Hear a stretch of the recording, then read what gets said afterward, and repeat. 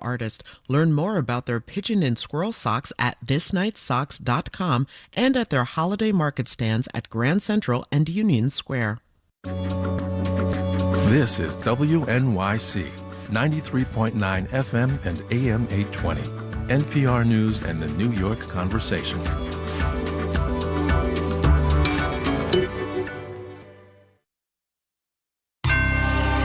Marketplace is supported by Yubico, makers of the YubiKey. YubiKey helps protect important digital applications and services. YubiKey, still undefeated, the original passkey. More at yubico.com. Spare a thought, all you monetary policy types, for Jay Powell and the gang. You've got one tool. You can't do two things at once. From American Public Media, this is Marketplace.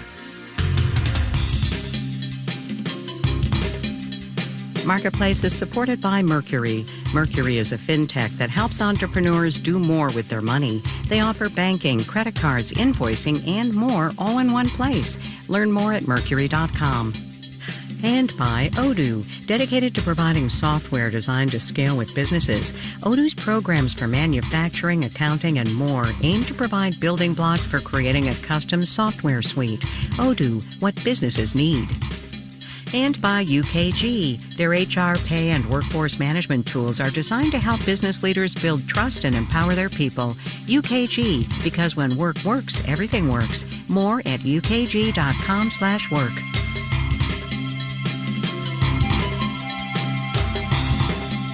In Los Angeles, I'm Kai Ryssdal. It is Wednesday today, the 10th of December. Good as always to have you along, everybody. That tool that the Federal Reserve has, monetary policy, interest rates. The two jobs, maximum employment and stable prices.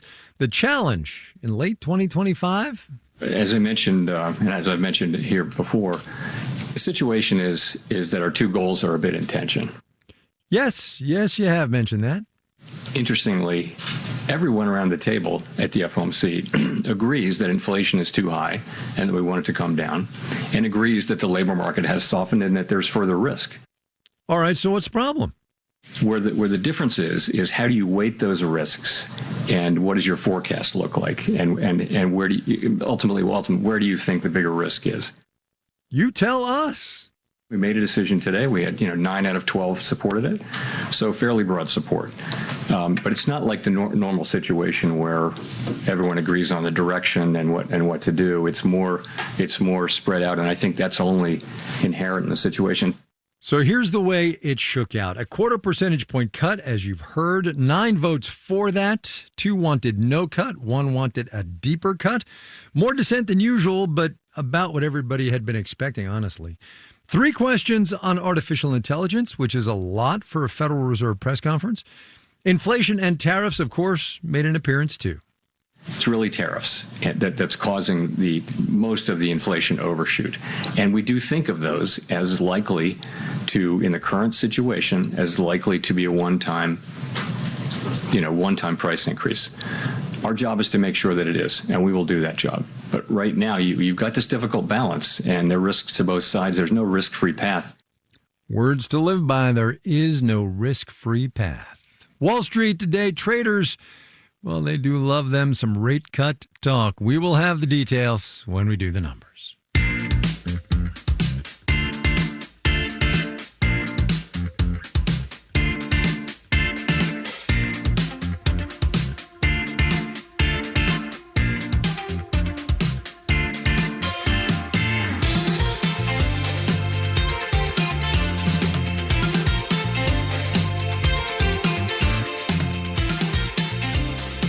So, a cut today, another cut in 2026, maybe 2. But we are starting to see the Fed's policy diverge from other central banks around the world. Over the past couple of days, there have been suggestions from the central banks of Canada, Australia, and the Eurozone that they might be done cutting rates for now, might even raise soonish. Marketplace's Justin Ho spent some time today trying to figure out why other central banks are feeling that upward pressure on rates and what that might mean here. It's a little unusual when central banks move in opposite directions. Because normally the business cycle in different regions moves together and everybody's doing the same thing at the same time. Harvard economics professor Ken Rogoff says the moment we're in right now is really no different. Central banks around the world are feeling pressure to either hold rates steady or even raise them, and not just because of persistent inflation. The fracturing of the global trading system puts upward pressure on interest rates. Weak immigration puts pressure on interest rates. Spending on the military puts pressure on interest rates. And if the Fed keeps cutting rates while other central banks don't, Rogoff says investment will flow to the highest bidder. Capital markets are global, so the money is going to move to where the rate of return looks good. The European Central Bank is likely to hold rates steady going forward, says Ben Shoesmith, senior economist at KPMG. They've done a fairly good job bringing inflation back down to their target levels. And they've also just recently upgraded their forecast for GDP growth. Shoesmith says the Bank of Canada is likely to hold off on rate cuts too, also thanks to better than expected growth. Meanwhile, Australia's central bank has been concerned about inflation. For the time being, as they expect there to be this short bump up of inflation early in 2026, they're likely to sit on it for a bit. But while this divergence between the Fed and other central banks could cause capital to flow out of the U.S., that situation probably won't last very long, says George Perks, macro strategist with Bespoke Investment Group. So if we do see the ECB, for instance, start to hike, or the Bank of Canada or the Reserve Bank of Australia start to hike, they may do that for a period, but we would expect the U.S. to not be able to cut too much before moving into a similar spot. Perks says that's because global economies are just too interlinked. It's hard for those sort of elastic bands that tie economies together to stretch too far apart. Which means the Fed's rate cutting cycle could soon be coming to an end. I'm Justin Ho for Marketplace.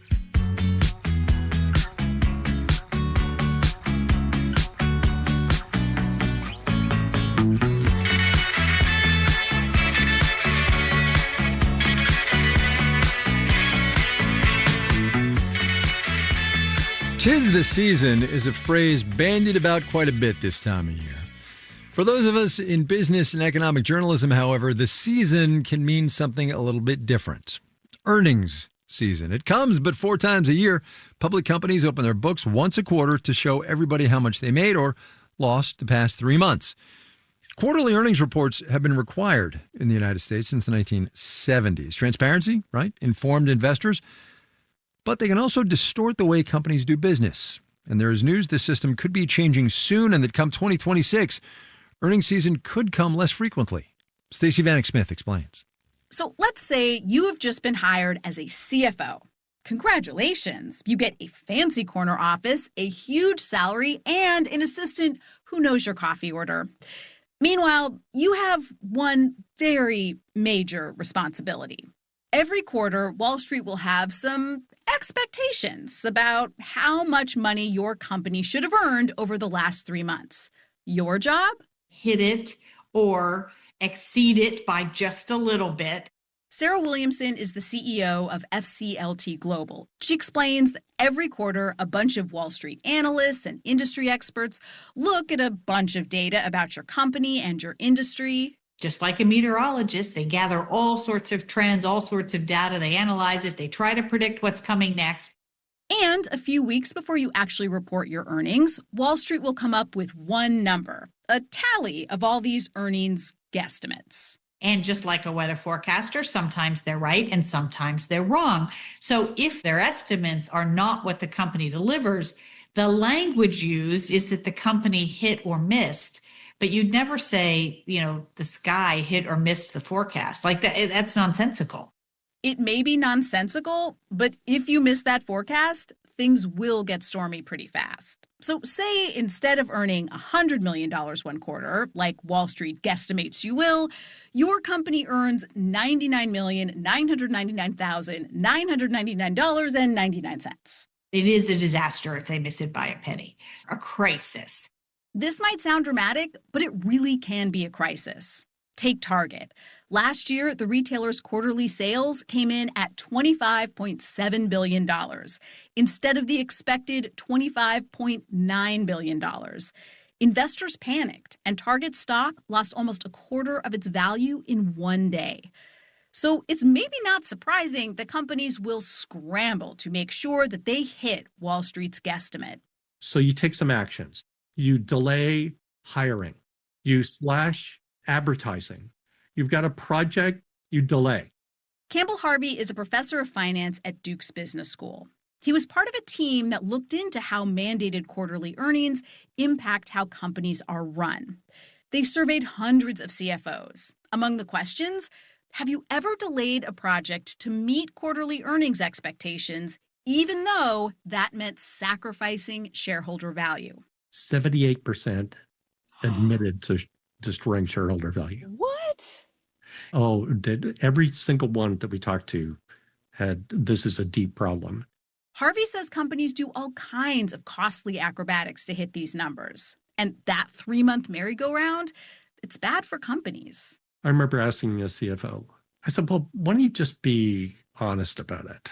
Right? Like, why couldn't you just get on an earnings call and explain? You know, like, we've launched this big new project, and that is why we missed earnings expectations by a nickel. Just say, I didn't want to delay it. This is really important for the company. So we just did the right thing for shareholders. And the answer was something like, this is the reason I'm the CFO and you're a professor. Logic does not run the show on Wall Street, and that is why Harvey is glad to see President Trump taking this up. And now the head of the Securities and Exchange Commission has announced plans to move to a system where public companies open their books just twice a year. Many countries actually do this, the UK, much of Europe. But Salman Arif thinks that would be a mistake. He's an economist at the University of Minnesota's Carlson School of Management. He says if you require companies to report less often, it puts mom and pop investors at a big disadvantage. You are benefiting the most sophisticated investors who can afford to buy satellite images of parking lots and, who can do all this fancy research. Big financial institutions and investment firms actually do this. They use satellite photos to track the number of cars in store parking lots and help estimate sales. Oil analysts have even been known to measure the shadows on oil storage tanks. The tanks have floating roofs, and the size of the shadows can help analysts figure out how much oil is in the storage tanks, and that can help reveal a country's oil reserves. Arif says the less official data a company puts out, the more valuable this kind of shadow measuring becomes, and the bigger a leg up the shadow measurers have. And of course, he says, companies want privacy, but investors want transparency. As a parent, would you want to get a report card twice a year or 4 times a year for your child? 4 times a year. I want to know how my kid's doing, and if there's an issue, I want to be able to intervene. Perfect. Now, what do you think your child wants? Lots of transparency makes investors feel safe. Arif says quarterly reporting is part of why U.S. markets are the biggest in the world. Lose it, and Arif says investors might start jumping at shadows, and U.S. markets could lose their edge. In New York, I'm Stacey Vanek Smith for Marketplace.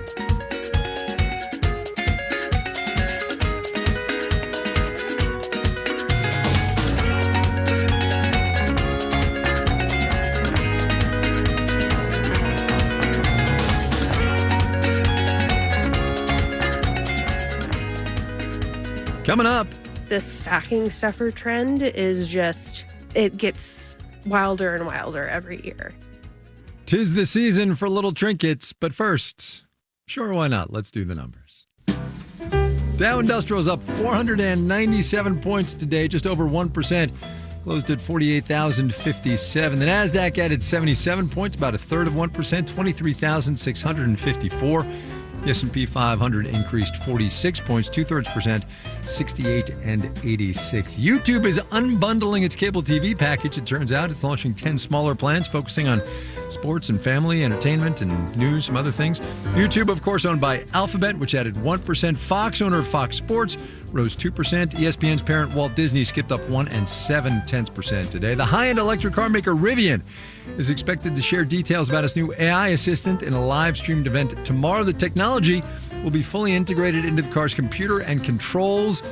What could possibly go wrong? Rivian Automotive down 1.2% on the day. I mean, come on. Bonds up, yield down. 10 years at 4.15%. You're listening to Marketplace. Marketplace is supported by Drexel University, whose cooperative education program provides students with opportunities to explore future careers and gain professional experience before graduation.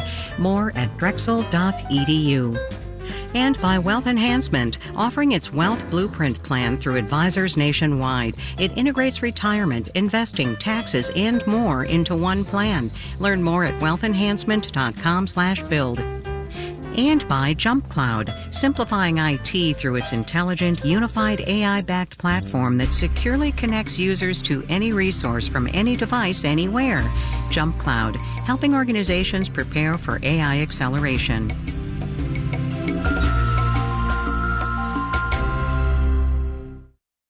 Governor Murphy is likely to be very busy in his last 6 weeks in office. I'm Nancy Solomon. Join me for Ask Governor Murphy to hear about how the lame duck session is going and what bills might get fast-tracked, avoiding public scrutiny. A bill to weaken the state's corruption watchdog was defeated. But what about one that would require ratepayers to fund a new nuclear power plant? And we'll take your calls. Ask Governor Murphy, tonight at 7 on WNYC. WNYC support comes from Operation Mincemeat, a new musical. This musical comedy tells the improbable, true story of the secret mission that turned the tide of World War II. Tickets at operationmincemeat.com. You're listening to Marketplace on WNYC. Again, coming up at 7 o'clock, it is our monthly call-in special, Ask Governor Murphy. That's followed by On Point at 8 p.m. tonight. The Moth Radio Hour is at 9. It's followed by Q at 10. Stay tuned. Ask Governor Murphy's coming up at 7 o'clock. This is Marketplace. I'm Kai Rizdal. Let's talk about your paycheck. I mean, not your paycheck, but everybody's paycheck. By the official count, which comes from the Bureau of Labor Statistics, wages and benefits together were up 3.5% in September. That is year over year. The Employment Cost Index is the official nomenclature for that little data point. Shows it's been higher than inflation's running, so, good for workers, but nothing to write home about either. Marketplace's Sabri Benishore is on that one. A 3.5% annual increase in wages and benefits is actually the lowest since 2021. There was a big run-up in the growth of wages and benefits right after the pandemic, and that's been coming down fairly steadily.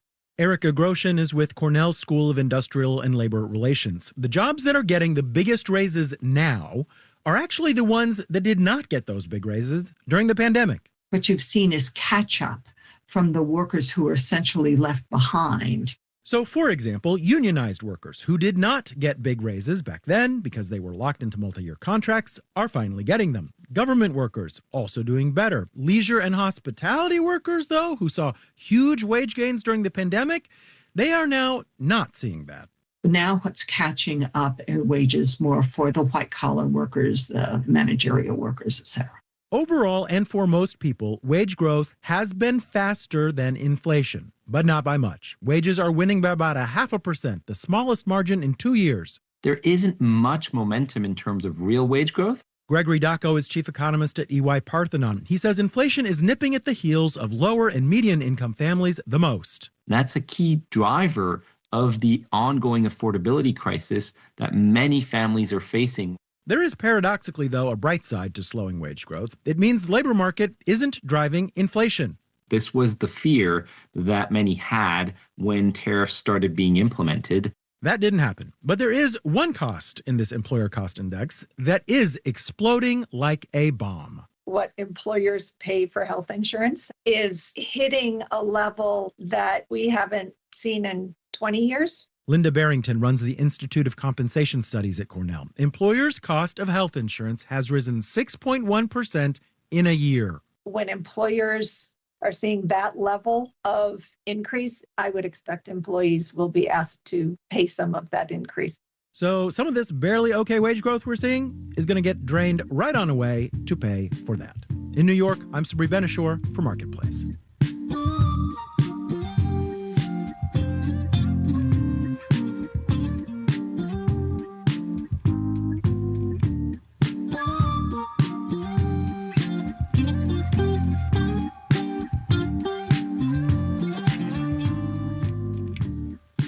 About a year and a half ago, we went to Phoenix, Arizona, which, as my companion on that trip, also Friday regular on this program, Heather Long, said at the time, was ground zero for a new economy. Semiconductors, which at the time, the Biden administration was investing in heavily through the CHIPS Act. Now it's data centers and battery plants as well as semiconductor factories. But the point is, all that building needs a whole lot of labor. One person training that workforce, who we talked to while we were out there, is Travis Laird. He's of the Arizona Pipe Trades Apprenticeship Program. Travis, welcome back to the show. Yeah, thank you for having me, Kai. When we were out there a year and a half-ish ago, spring of 24, and we went by your shop, your offices, this is not an exaggeration. You were busting at the seams. Every classroom was full. Every facility was full. You walked me around, and there were literally people everywhere. What's it like now? You know, it's a lot of the same. We're still busting at the seams. Since then, we have bought another facility. So we have another 60,000 square feet under roof for a second training center here in the Valley. Yet to be built out yet, though. Are all your trainees employed? I mean, do they get out the gate and they've got jobs, or what's the deal with that? You know, we were at, 100% of our apprentices were working last time we were here. We're about 10% out of work right now, which isn't too crazy for this time of year and, coming down off such a large ramp like that. But things are starting to pick up again. Yeah, we should say that the ramp was TSMC and Intel building huge plants out there. It was a year and a half ago. I imagine there's still probably some work because those things are the biggest buildings I've ever seen. But that demand is drawing down, I guess. Yeah, you know, it actually already kind of came down, but it's starting to pick up a little bit. A lot of our members have been out for other jobs. We got a lot of data center work, some high rises, hospitals. We were out in the TSMC parking lot until security chased us away. And one of the things we noticed was that's a whole different story. License plates on the cars from all over the country. Are you still having people come to the Phoenix area and look you guys up and say, listen, get me into these trades because it's a good deal? You know what we do? We still have a lot of people. That's something I'm doing every day is fielding phone calls and emails from people looking to get into the trade. You know, lucky for us, that is one of our strengths as a union organization, is that when we had that monster ramp, we're able to man that work with a lot of people from around the country. So we don't, as much as work has come down since then, you know, our unemployment is much lower than it would be had we not manned that work with people from around the country. We should say, you know, they do get jobs, but the thing that struck me when we were there, and we pulled a couple of people out of class, actually, and I think you were there for these interviews, and we talked to them about what their days were like, and they worked full-time sort of on the job, and then came to you all for more training and supplemental work in the evening. The folks who were doing this these were like 16, 18-hour days.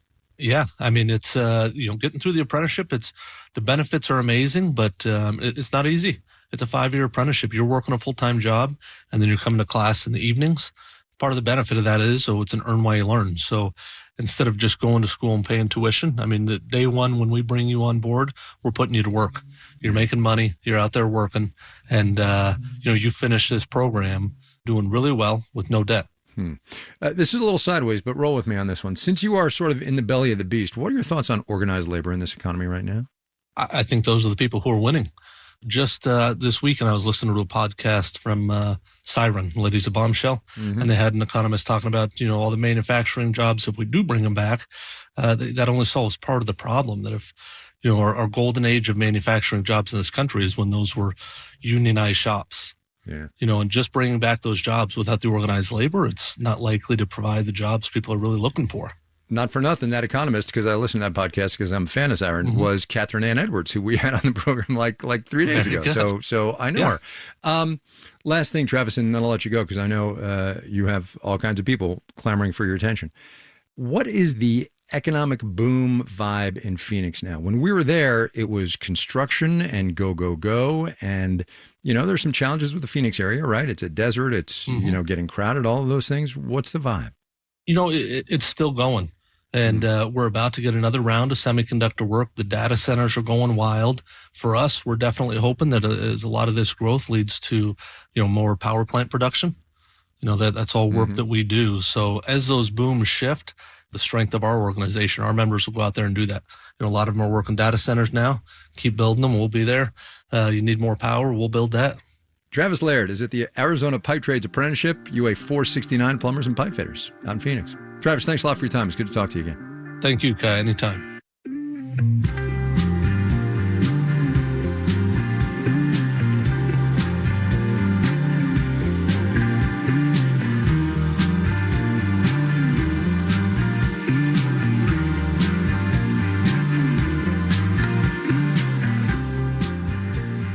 We started the show with macro. Thank you, Chair Powell and the gang. But as regular listeners know, micro is where the economic wisdom really lies. Annie Lang Hartman runs Wild Letty up in Leelanau County, Michigan, where she sells stationery and gifts and sundries. She sent us this dispatch. Business for Wild Letty right now is pretty fantastic. Year to date, we're up 59% compared to last year. Black Friday, Cyber Monday, we were up 71% compared to last year. This stocking stuffer trend is just, it gets wilder and wilder every year. I somehow managed to jump on that train without really knowing, and we stocked a lot of smaller items that would fit in stockings or that were under, $20, $10. So people come up to the counter with $10 items, and that's still a $200 sale for us. So that is definitely the trend that I'm seeing this holiday season. The biggest challenge right now is knowing that we are heading into our busy ordering season, which is our slow season, and getting us into next year. So getting in that mindset. And of course, having to kind of guess what our customers want. I've been in business for 10 years, and sometimes I'm still kind of flabbergasted about what I think does well versus what actually does well. So that's always another challenge when you're planning out an entire year of retail in just a few months. The ever-changing American consumer. Annie Lang Hartman, Wild Letty, Leelanau County, Michigan.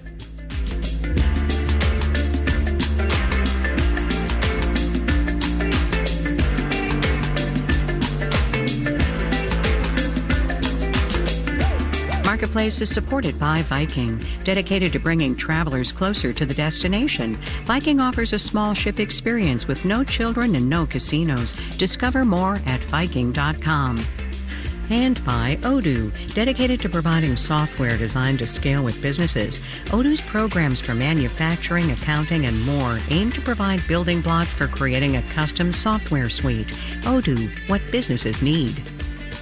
This final note on the way out today, which comes a couple of days after Secretary of Transportation Sean Duffy said he wants pull-up bars in airports so people can get their blood flowing. Those are his words before they get on their plane. Airline CEOs and the traveling public, let's just say, do not see it that way. Southwest Airlines, not one for lavish perks, as you might know, said today it is actively pursuing a network of airport lounges, and that comes the same day as a J.D. Power survey showing 82% of travelers choose their airlines not on proximity to workout equipment, but on their lounges.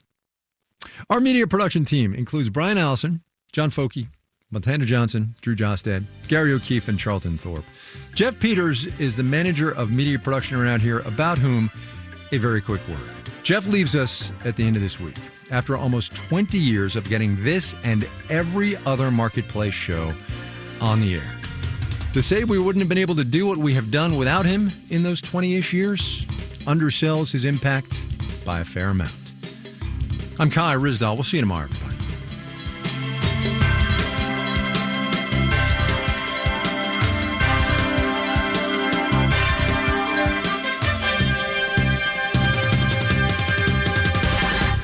This is 8 p.m.